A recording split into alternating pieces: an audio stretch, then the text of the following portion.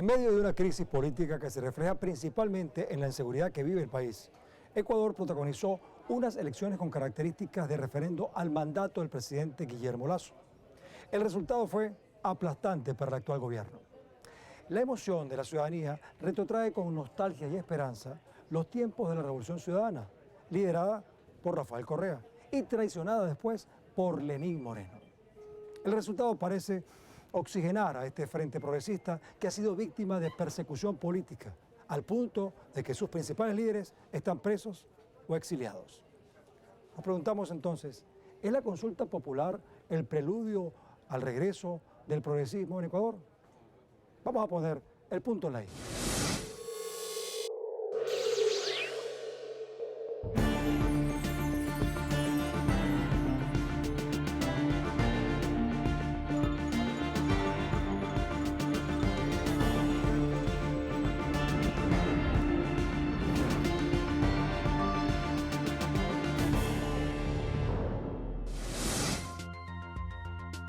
El domingo 5 de febrero, Ecuador vivió unas elecciones que dieron un espaldarazo al movimiento Revolución Ciudadana. Los candidatos progresistas resultaron ganadores en las dos ciudades principales del país, Quito y Guayaquil.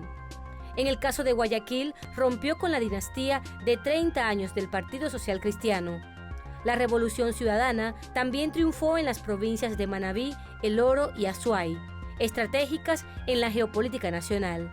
Según datos del Consejo Nacional del Ecuador, estas elecciones contaron con una histórica participación del 80,74%. Los nuevos prefectos, alcaldes, concejales y vocales de juntas parroquiales ejercerán esos cargos por un periodo de 4 años que iniciará en mayo próximo.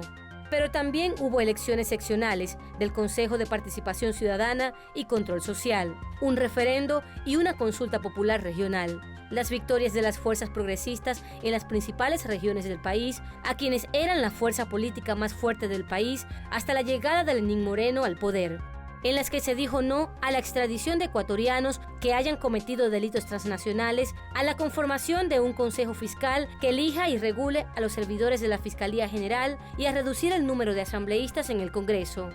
Pero también dijo no a regular la proliferación de movimientos políticos, replantear la designación de autoridades de control del Estado, modificar el proceso de designación del Consejo de Participación Ciudadana y a la modificación constitucional sobre la protección y el medio ambiente. El triunfo del no reconfigura el panorama político del Ecuador si es que ya existía un presidente Guillermo Lasso profundamente desgastado, porque antes del referéndum el presidente Lasso apenas llegaba a un 17, 18% de credibilidad, de respaldo en la opinión pública, siendo generoso. Luego de este resultado, me parece a mí que sus indicadores, sus números, no rebasarán los 10 u 11 puntos. Es decir, tenemos un presidente profundamente débil, un presidente sin capital político. Las organizaciones políticas han rechazado este llamado al diálogo que él ha planteado, porque además se trata de un llamado al diálogo bastante superfluo, bastante superficial, un llamado al diálogo, yo diría incluso, siendo crudo y fuerte en mis términos, bastante hipócrita. ¿Por qué? Porque por un lado tenemos un presidente que a todos quienes nos oponíamos al referéndum constitucional y a quienes intentábamos dar argumentos a la ciudadanía para que voten no en este referéndum, nos tildaba de narcos, nos tildaba de delincuentes, nos tildaba de aliados del crimen organizado. De otra parte, a quienes lo apoyaban en el referéndum, entonces los catalogaba de patriotas, de buenos ciudadanos. Es decir, él dividió las aguas en el marco de buenos y malos, de malos y buenos. Eso fue lo que él hizo y eso polarizó a la sociedad. En este sentido, hacer un llamado al diálogo me parece que no va a surtir efectos porque ninguna organización política está predispuesta a sentarse a conversar con alguien que los ha tildado de esta naturaleza. Pero además nadie quiere sentarse a conversar con alguien que está prácticamente sin ningún tipo de respaldo entre la ciudadanía. La situación actual de Ecuador tiene como génesis la crisis política generada principalmente por los altos niveles de inseguridad y violencia que asedia al país. Más de 80% del padrón electoral participó en los comicios. Un porcentaje histórico, a pesar de que no estaban garantizadas las condiciones de seguridad para ejercer el voto. Entonces, ¿qué motivó a la población a acudir a las urnas? ¿Cuál es la situación actual del país? y cómo era cuando llegó Guillermo Lasso al poder. Creo que hay que dividir los dos escenarios. Por un lado, tenemos un escenario relacionado con las seccionales, es decir, prefecturas, alcaldías, gobiernos parroquiales rurales. En ese marco me parece que es indiscutible no reconocer el triunfo electoral de la Revolución Ciudadana. Han ganado en los mejores o en las mayores, para señalarlo de forma precisa, en las mayores ciudades y provincias del país: Pichincha, Quito, Guayas, Guayaquil, Manabí, la prefectura de la Azuay, Santo Domingo, tanto la prefectura como la alcaldía, Esmeraldas, Quevedo, es decir, los territorios más representativos del país han sido ganados por la Revolución Ciudadana. Yo creo que el triunfo del no en el referéndum es un triunfo exclusivo del pueblo ecuatoriano. El pueblo se pronunció en las urnas, el pueblo le dijo: no queremos confiar en ti, no te vamos a dar un voto de confianza, no nos tragamos tus ruedas de molino de que con estas preguntas se va a solucionar los grandes problemas del país, así que rechazamos tu gestión, te sacudimos para que ojalá entiendas que en la vida cotidiana estamos muriendo, nos están matando, nos están baleando, nos están asesinando, nos están dejando sin medicinas, no tenemos atención en el sistema de salud pública, no podemos sacar una cédula, un pasaporte, sino de aquí en 3, 4 meses, porque no hay una gestión eficiente, no hay empleo digno, no hay salario de calidad. Es decir, creo que este triunfo del referéndum es exclusivo del pueblo ecuatoriano, más allá de las posiciones legítimas de cada una de las fuerzas políticas de este país. Cuando Guillermo Lasso asumió la presidencia del Ecuador el 24 de mayo de 2021, recibió un país duramente golpeado por la pandemia y una contracción económica de casi el 8%. Casi 2 años después, el mandatario no ha conseguido ganar la aprobación de los ciudadanos. De acuerdo con una encuesta de la firma Click Report, publicada en 2022, un 71% de la población califica su gestión como mala, mientras otro 79% cree que la situación general del país es insostenible. A esto se suma el hecho de que Lasso no haya podido cumplir con algunas promesas insignes de su campaña. Una de ellas es la generación de 1 millón de empleos. Según el Instituto Nacional de Estadísticas y Censos, el desempleo en Ecuador se ubicó en 4.8% en 2022, lo que representa unas 397.645 personas sin empleos.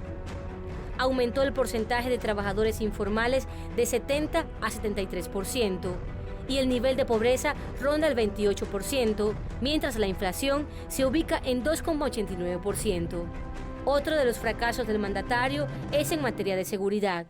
No ha logrado frenar las masacres en las cárceles, no ha podido disminuir la creciente delincuencia ni la violencia en las calles de todo el país.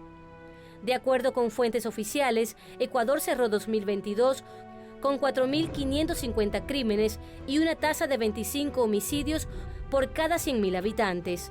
La situación posiciona al país como uno de los más violentos de América Latina. Quisiera comenzar mi intervención rechazando un acto de violencia sucedido en la noche de ayer y que trajo como resultado el fallecimiento del candidato alcalde de Puerto López. Producto del descontento social, el pasado 13 de junio de 2022, los movimientos indígenas convocaron a un paro nacional para exigir al presidente dar respuesta a demandas populares presentadas en mesas de diálogo desde el inicio de su gobierno. Entre los principales reclamos que hicieron los ciudadanos, destacó la reducción del precio de los combustibles y la renegociación de la deuda. Los resultados de la consulta popular, que fue una especie de referendo contra el presidente Lasso, abrieron las compuertas de la desesperación política de quienes se resisten a los resultados, pues los mismos dan paso al oxigenamiento de la Revolución Ciudadana y a la esperanza del regreso del progresismo al país. Y esta es la situación política en Ecuador, que se adereza con denuncias de supuesta corrupción del gobierno.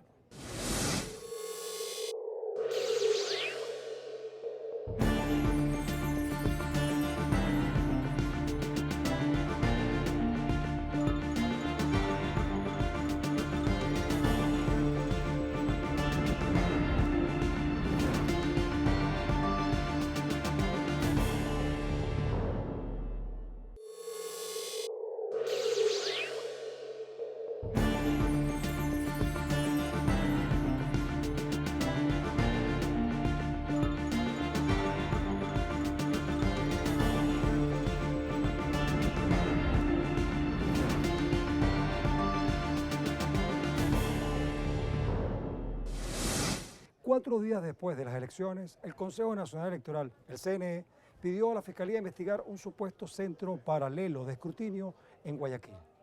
El director provincial del CNE responde que no existe tal centro y que se trata de un juego sucio para vender la idea del fraude en la consulta popular. El vicepresidente del Consejo Nacional Electoral, Enrique Pita, aseguró que encontró un supuesto centro paralelo en la delegación de Guayas, donde se imprimían actas de reconteo no oficiales que favorecían al no en el referéndum. Según Pita, el hallazgo se produjo la noche de este jueves durante una visita protocolaria para vigilar el proceso electoral. Se ha detectado que existe una área en la cual se están imprimiendo actas de reconteo que no son las que se generan precisamente en las mesas de reconteo, lo cual nos hace suponer pues que son actas falsas que buscan modificar la tendencia de cuál fue la voluntad popular. Ahora está esperando la Fiscalía. Lo sorprendente es que todas estas actas guardan relación con el referéndum y en todas, la votación que constaba como mayoritaria es la votación a favor del no. El CNE solicitó a la Fiscalía iniciar una investigación sobre este hecho. La presidenta del órgano, Diana Tamain, aseguró que no va a tolerar ningún acto de corrupción que empañe los resultados de las elecciones.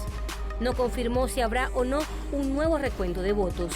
Este viernes, el director provincial del CNE Guayas, John Gamboa, rechazó las acusaciones y aseguró que no existe tal centro de cómputo paralelo. Explicó lo ocurrido y aseguró que fue presionado para agilizar el escrutinio por las autoridades que ahora intentan instalar la idea de fraude. Debido a la presión de las autoridades, no solo electorales, sino de otras funciones del Estado, por culminar este proceso lo más rápido posible y proceder a la notificación de los resultados, se modificó el procedimiento del llenado de las actas de recuento. Solicitud también realizada por el vicepresidente del Consejo Nacional Electoral, el ingeniero Enrique Pita, en mi despacho, junto con su equipo de trabajo y el presidente de la Junta Provincial, durante la visita de ayer a la delegación de Guayas, con el mismo fin, agilizar el procedimiento y entregar los resultados. Al enterarse el vicepresidente de que ya se estaba realizando aquello que él mismo pidió, pero que hasta ese momento no había contado con su presencia, decidió llamar a los medios de comunicación para contar otra historia, en la que ahora supuestamente se estaban imprimiendo actas falsas, con el objetivo de implantar la idea de un falso fraude. El funcionario manifestó que no permitirá que usen su nombre con fines políticos. Que se cuente si desean, porque todo está allí.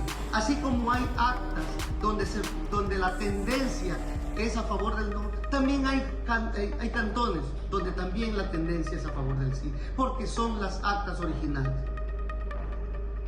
Asimismo informo que me reservo el derecho de proceder legalmente contra quienes, en busca de beneficiar sus intereses políticos, hoy intentan mancillar mi nombre. Con el pedido de investigación del CNE, llegaron las reacciones de varios partidos políticos, como el Partido Social Cristiano, que a través de un comunicado exigió una urgente explicación que permita establecer si la denuncia es verdadera o falsa. Además, hubo una veloz reacción de un pequeño grupo de personas que salió a las calles en Guayas denunciando un fraude electoral. Lo empeora absolutamente, porque si ya teníamos un presidente, un jefe de Estado, sin capital político, sin respaldo, repudiado en las urnas, una derrota catastrófica. Si aparte de eso tenemos un presidente allanado en el Palacio de Carondelet, cierto es que no le han allanado su oficina, pero poco faltó, porque las oficinas de la Subsecretaría Jurídica de la Presidencia de la República, que están ubicadas en el Palacio de Carondelet, se ubican a 2 o 3 despachos del presidente de la República. O sea, que aquí nadie se sorprenda que en algún momento determinado se allanen incluso las propias oficinas del presidente de la República, porque este escándalo de corrupción, que ha sido denunciado no por un medio digital ni por un medio de comunicación de izquierdas o progresista, esto también tiene que saber la gente, esta denuncia estos presuntos actos de corrupción ha sido formulada, ha sido expuesta por un medio de comunicación que es de derecha, el medio digital Aposta, y en buena hora que lo hayan hecho, porque esa es la labor de la prensa, esa es la labor de los periodistas, investigar, fiscalizar, controlar el ejercicio del poder. Y se ha demostrado que varios altos funcionarios del gobierno del presidente Lasso han impulsado toda una estructura criminal para moldear, para manipular las adjudicaciones, los contratos relacionados con los recursos que adjudica, que administran las empresas públicas en el sector petrolero y en el sector eléctrico, principalmente en empresas como Petroecuador, CENEL, SELEC, Plopec. Y esto a su vez ha devenido en otra consecuencia mucho más fuerte, que presuntamente quien dirigiría esta estructura criminal sería el señor Danilo Carrera Druet, a su vez cuñado del presidente Guillermo Lasso Mendoza. Digo presuntamente porque esto por supuesto tendrá que demostrarse judicialmente.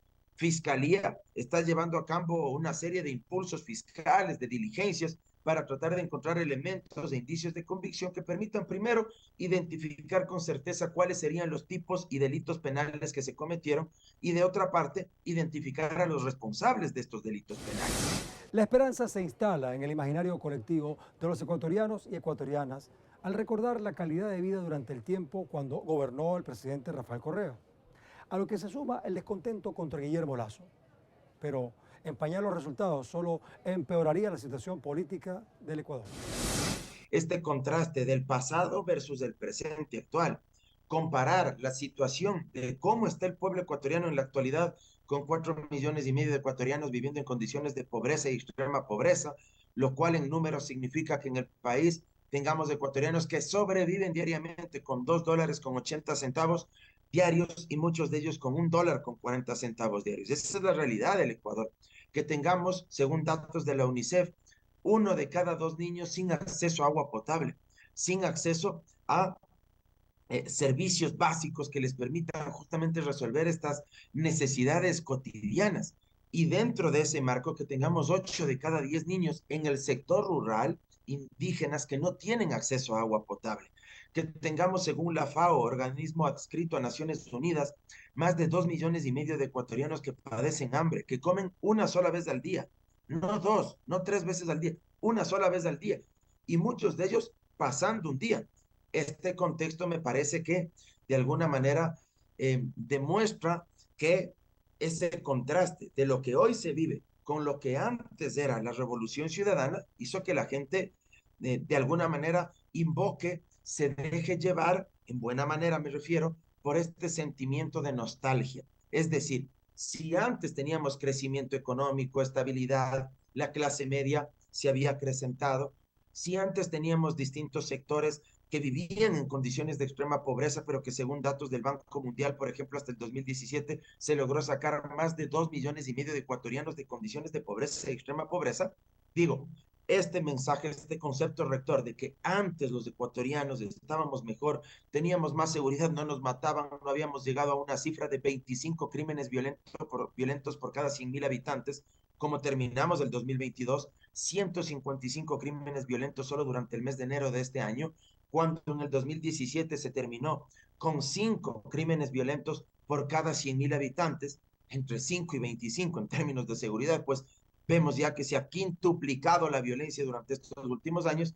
Eso a la gente le hizo reflexionar, meditar y se dieron cuenta que indiscutiblemente antes existían mejores condiciones de vida, había más paz social, había más equidad, más justicia social y que eso se ha perdido y que el presidente Lasso ha terminado por dilapidarlo todo.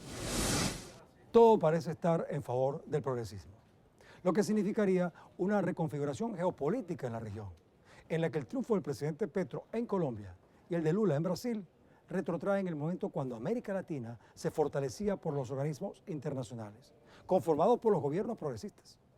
Ahora, ¿son los resultados de la consulta popular el preludio al regreso del progresismo en Ecuador y por ende en la región? Bueno, pusimos el punto en la I.